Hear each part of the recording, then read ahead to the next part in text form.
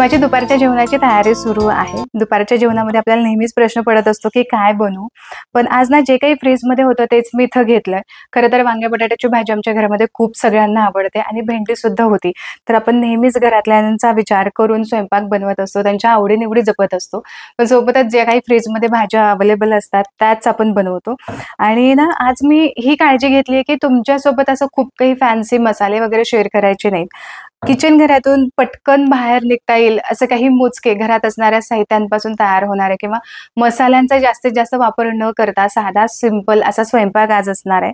पण तरी देखील जिभेचे चोचले पुरवणारे, मन तृप्त करणारा आजचा हा थाळीचा स्वयंपाक असणार आहे। म्हणजे दुपारच्या जेवणासाठी तुम्ही बनवा किंवा मग संध्याकाळच्या जेवणासाठी बनवा। आणि याच बरोबर ना आज भाताचा एक वेगळा प्रकार मी तुमच्यासोबत शेअर करते। कदाचित याआधी तुम्ही भाताचा हा प्रकार तुम्ही कधीच पाहिला नसेल, असा आगळा वेगळा भाताचा प्रकार तुमच्यासोबत शेअर होतो। तर अशाच काही मी आज तुमच्यासोबत टिप्स, ट्रिक्स आणि सोबतच रेसिपी सुद्धा शेअर करते। तर यासाठी व्हिडिओ शेवटपर्यंत जरूर पहा। व्हिडिओ आवडला तर व्हिडिओला लाईक सुद्धा करा। आजचा संपूर्ण स्वयंपाक बनवण्यासाठी मी इथे वापरलेली आहे अगारोची इम्पेरियल ग्रेनाइट नॉनस्टिक भांडी। संपूर्ण भांडी ग्रेनाइट नॉनस्टिकची आहेत। या सगळ्या भांड्यांची डाय कास्ट अॅल्युमिनियम बॉडी आहे। गॅस आणि इंडक्शन असं दोन्हीवरती ही सगळी भांडी चालतात। ट्रान्सपरंट ग्लास लिड आहे, त्यामुळे आतमधलं अन्न तुम्ही अगदी सहज पाहू शकता। 4 मीडियम साईजची वांगी होती आणि एक मोठ्या आकाराचा बटाटा होता। तर असे उभे पातळ असे स्लाइस याचे करून घ्यायचे। वांगा आणि बटाट्यासोबतच आपल्याला कांदा आणि टोमॅटो सुद्धा असाच उभा पातळ चिरून घ्यायचा आहे। 2 मीडियम साईजचे कांदे मी इथं घेतलेत आणि एक मोठ्या आकाराचा लाल बुंद टोमॅटो घेतलाय। टोमॅटो इथे थोडासा मोठ्या आकारामध्ये आहे, त्यामुळे मी काय करते याचे असे 2 भाग करून घेते, म्हणजे अगदीच मोठे मोठे याचे स्लाइस राहणार नाही। इथे कांदा आणि टोमॅटो आपला चिरून झालेला आहे। तर इथे 15 मिनिटापूर्वी ना मी तांदूळ भिजत घातला होता। बरोबर 1 कप भरून इथे मी तांदूळ घेतला। तर हा तांदूळ आपल्याला एक 3 ते 4 पाण्याने स्वच्छ धुवून घ्यायचा आहे। तांदूळ धुवून झाला की पाणी घालून 15 ते 20 मिनिटांसाठी भिजत ठेवायचा आहे। हा आहे अगारोचा nonstick casserole with glass lead. 4 लिटरची कॅपॅसिटी आहे, 24 सेंटीमीटरचा आहे। बिर्याणी बनवण्यासाठी, सॉस बनवण्यासाठी खूप उपयोगाचा आहे किंवा मोठ्या प्रमाणामध्ये तुम्हाला भाजी बनवायची असेल तर तुम्ही यामध्ये बनवू शकता। डार्क ग्रे कलर असल्यामुळे ना दिसायला हा खूप अप्रतिम दिसतो। यावरची जी डिझाईन आहे ती सुद्धा खूप अट्रॅक्टिव्ह आहे। तर इथे जवळ आसपास एक 15 मिनिट झालेले आहेत। आता आपण काय करूयात, भाताची तयारी करून घेऊयात। तर यासाठी ज्या भांड्याने तुम्ही तांदूळ मोजून घेतलाय ना त्याच भांड्याने दुप्पट आपल्याला इथे पाणी घ्यायचंय। 1 कप भरून तांदूळ घेतला होता तर 2 कप भरून मी इथे पाणी गरम करण्यासाठी ठेवलेलं आहे। 2 तमालपत्र मी इथे घातले। 1 चमचाभर शहाजिरं घालायचंय। शहाजिरं नसेल तर तुम्ही इथे साधं जिरं इथं अर्धा चमचा घातला तरी सुद्धा चालेल। चवीपुरतं मीठ घालायचंय आणि यावरती झाकण ठेवून पाण्याला छान उकळी येऊ द्यायची। पाण्याला इथे चांगली उकळी आली की यानंतरच आपल्याला यामध्ये तांदूळ घालायचे।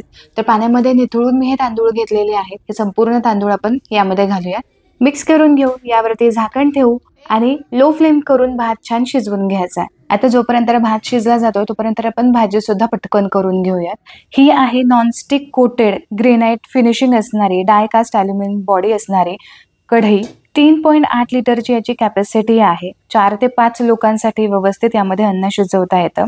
ओव्हरऑल या कढईचा लुक खूप मस्त आहे। फ्लॅट बेस असल्यामुळे अगदी व्यवस्थित असं तुम्हाला यामध्ये अन्न शिजवता येतं।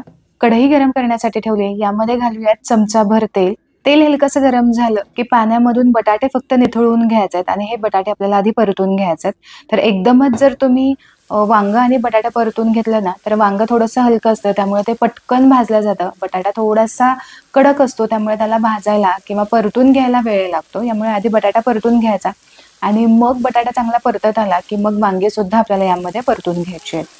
बटाटा इथे थोडासा ट्रान्सपरंट जाणवायला लागला की लगेचच यामध्ये चिरून ठेवलेली वांगी सुद्धा घालायची आणि ही वांगी सुद्धा बटाट्यासोबत चांगली परतून घ्यायची आहेत। वांग्यांवरती हलकासा डाग येईपर्यंत भाजून घेतलेले आहेत। आता एका वेगळ्या भांड्यामध्ये वांगी बटाटे काढून घेऊयात। आता उरलेल्या तेलामध्येच फोडणी देऊयात। तर इथे अर्धा चमचा जिरे मी घातलं। जिरे थोडंसं फुललं गेलं की यामध्ये 2 सुक्या मिरच्यांचे तुकडे घालायचे। हे भाजीमध्ये चवीला अप्रतिम लागतात। थोड्याशा मिरच्या परतून घेतल्या की यामध्ये पाव चमचा हिंग घालायचे। आता यामध्ये लगेचच कांदा घालूयात आणि चांगला गुलाबी रंग येईपर्यंत, सॉफ्ट होईपर्यंत कांदा चांगला परतून घेऊयात। तर इथे कांदा चांगला सॉफ्ट होऊन गुलाबी रंग सुद्धा आलेला आहे। आता यामध्ये टोमॅटो घालूयात आणि टोमॅटो सुद्धा एक 2 मिनिटांसाठी चांगला परतून घेऊयात। तर इथे टोमॅटो सुद्धा हलकासा सॉफ्ट होईपर्यंत परतून घेतला। आता जे काही कोरडे मसाले आहेत ते आपण यामध्ये घालूयात। सगळ्यात आधी घातलं पाव चमचा हळद, 1 चमचा धनेपूड घालायची आणि आपला जो घरगुती काळा मसाला असतो किंवा साठवणीचा मसाला आहे तो यामध्ये घालायचा, किंवा याऐवजी तुम्ही ना कांदा लसूण मसाला किंवा लाल मिरची पावडर घातली तरी सुद्धा चालेल. रंगासाठी मी इथं कश्मीरी लाल मिरची पावडर 1 चमचा घातली आणि 1 चमचा भरून मी इथे घेतलेला आहे किचन किंग मसाला. तर हे सगळे मसाले हलकेसे परतून घ्यायचे. 1 चमचा भरून इथे आलं लसणाची पेस्ट घातली आणि थोडीशी परतून घ्यायची. आता मसाले करपू नये यासाठी काय करायचं, यामध्ये अगदी 1 पाव वाटी भरून आपल्याला पाणी घालायचं आणि हे मसाले हे जे मिश्रण आहे ते चांगलं परतून घ्यायचं, म्हणजे अजिबात यांचा कच्चेपणा सुद्धा राहत नाही, मसाले सुद्धा व्यवस्थित शिजले जातात, अजिबात हे करपत नाही. हलकंसं तेल सुटेपर्यंत 2 मिनिटांसाठी हे सगळं साहित्य चांगलं परतून घेतलं. आता यामध्ये वांगी आणि बटाटे घालायची आहेत, चवीपुरतं मीठ घालायचं आणि फक्त मसाल्यांसोबत वांगी बटाटे चांगली परतून घ्यायची. तर साधारण 1 ते 1.5 मिनिट परतून घेतल्यानंतर यामध्ये आपल्याला एक अर्धा ग्लास भरून पाणी घालायचंय आणि आता मिक्स करून घ्यायचं आणि यावरती झाकण ठेवायचं. मीडियम फ्लेमवरती छान वांगी बटाटे शिजेपर्यंत हे शिजवून घ्यायचंय. भाजी होईपर्यंत इकडे भात सुद्धा झालेला आहे. तर भातामधलं सगळं पाणी चिरलेलं आहे. आता गॅसची फ्लेम बंद करायची आणि 5 मिनिटांसाठी आपण असाच हा भात झाकून ठेवूयात. चला आता झटपट अशी भेंडीची भाजी सुद्धा बनवून घेऊयात. तर इथे मी पाव किलो भेंडी घेतली. कोवळी भेंडी घ्यायची, याचं जे देठ आहे ते कट करून घ्यायचं आणि टोक सुद्धा कट करून घ्यायचं. मध्यभागी अशा प्रकारे आपल्याला चीर पाडून घ्यायची आणि जर भेंडी मोठ्या आकारामध्ये असेल तर याचे 2 किंवा 3 तुकडे करून घ्यायचे. तर अशाच पद्धतीने सगळी भेंडी आपण चिरून घेऊयात. संपूर्ण भेंडी चिरेपर्यंत वांगी बटाट्याची भाजी सुद्धा माझी इथे तयार झालेली आहे आणि तुम्ही इथे बघू शकता काय सुरेख रंग आलाय. भाजी सुद्धा अगदी परफेक्ट जमून आली आहे. वांगी शिजण्यासाठी फारसा वेळ लागत नाही. बटाटा चेक करून घ्यायचा. तर इथे बटाटा सुद्धा अगदी व्यवस्थित शिजलेला आहे. यावरती कोथिंबीर घालून मिक्स करून घेऊयात. झाकण ठेवून तयार झालेली ही भाजी साईडला ठेवून देऊ. आता मस्त मसाला भेंडी बनवायला घेऊया. यासाठी इथे मी पॅन ठेवलेला आहे. 3 लिटरचा हा नॉनस्टिक फ्राय पॅन जो ग्लास लीड सोबत येतो, जो लाईट वेट आहे आणि भरपूर कम्फर्टेबल आहे. याचा जो हँडल आहे तो बॅकलेट हँडल आहे. पॅन हलकासा गरम झाला की चमचाभर यामध्ये तेल घालायचं. तेल चांगलं गरम झालं की अर्धा चमचा मोहरी, अर्धा चमचा जिरे घालायचं आणि यामध्येच घालायचं आपल्याला पाव चमचा हिंग. फोडणी थोडीशी परतून झाली की चिरून ठेवलेली भेंडी यामध्ये घालायची आणि ही भेंडी सुद्धा चांगली आपल्याला हलकेसे डाग येईपर्यंत परतून घ्यायची. तर भेंडीवरती हलकेसे डाग आले की यामध्ये पाव चमचा हळद घालायचंय, चवीपुरतं मीठ घालायचं. सगळं साहित्य चांगलं एकजीव मिक्स करून घ्यायचं आणि यावरती झाकण ठेवून भेंडी चांगली शिजवून घ्यायची. भेंडीवरती मीठ घातल्यानंतर खूप जास्त वेळ ही परतायची नाही, लगेचच यावरती झाकण ठेवायचं. परतून घेतल्यामुळे 4 ते 5 मिनिटांमध्ये भेंडी चांगली वाफवली जाते. आता भेंडी थोडीशी वरखाली करून घ्यायची आणि यानंतर उरलेले जे मसाले आहेत ते आपल्याला यामध्ये घालायचे. अर्धा चमचा धने पावडर घालायचे, 1 चमचा भरून लाल मिरची पावडर घालायचे. एवढेच 2 मसाले आपल्याला वापरायचे आहेत. यापेक्षा जास्त मसाले इथे वापरायचे नाही. थोडासा मसाला 1 मिनिट भरासाठी परतून घ्यायचा, म्हणजे भेंडीला व्यवस्थित कोट सुद्धा होतो आणि कच्चा असा मसाला लागत नाही. आता इथे मसाल्याची भेंडी तयार झाली. तुम्ही अशीच डब्याला देऊ शकता किंवा सर्व करू शकता, पण मला ना थोडासा शेंगदाण्याचा कूट घातला की थोडीशी जास्त छान चवीला लागते.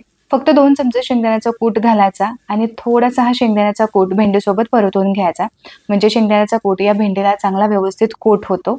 की ते भेंडीची भाजी आपली तयार झाली. इकडे भात सुद्धा चांगला वाफवला गेलेला आहे. थोडासा हा भात मोकळा करून घेऊ. तर हे बघा, साधा सोपा मस्त मोकळा असा सळसळीत भात झालाय. आता याला छान अशी फोडणी आपल्याला द्यायची. हा छोटासा क्यूटसा असा नॉनस्टिक फ्राय पॅन 1.1 लिटरचा आहे, 24 सेंटीमीटर आहे, इझी टू क्लीन आहे. इंडक्शन आणि गॅस असं दोन्ही वरती हा चालतो. बॅकलाइट हँडल असल्यामुळे लाईट वेट आणि कम्फर्टेबल आहे. तो इथे मी गॅसवरती चढवलाय. थोडंसं यामध्ये तूप किंवा तेल तुम्ही घालू शकता. तर इथे 10 काजूंच्या पाकळ्या मी करून घेतलेल्या आहेत. थोड्याशा परतून घेऊ. तर काजू इथे थोडेसे परतून झालेत, साईडला करून घेऊयात. आता तेलामध्ये 7 ते 8 लसणाच्या पाकळ्या अशा उभ्या पातळ चिरून घेतल्यात, या घालू.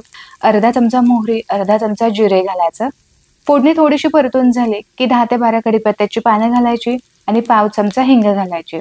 कढीपत्त्याची पानं थोडीशी परतून घेऊ. आता इथे मी एक मसाला घेतला. हा आहे व्हेज बिर्याणी मसाला. साधारण 1.5 चमचा मी घेतलेला आहे. तिखट तुम्हाला थोडंसं जास्त आवडत असेल तर 2 चमचे तुम्ही इथे वाढवू शकता. तर मी फक्त इथे बिर्याणी मसाला घेतला. या बिर्याणी मसाल्यामुळे स्वाद छान येतो.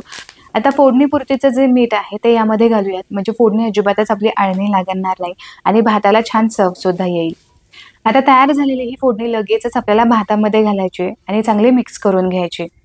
गॅसची फ्लेम इथे मी चालू केलेली आहे आणि आता तुम्ही पाहू शकता 1-2 मिनिटांसाठी फक्त मसाल्यांसोबत मी भात हलक्या हाताने परतून घेतला.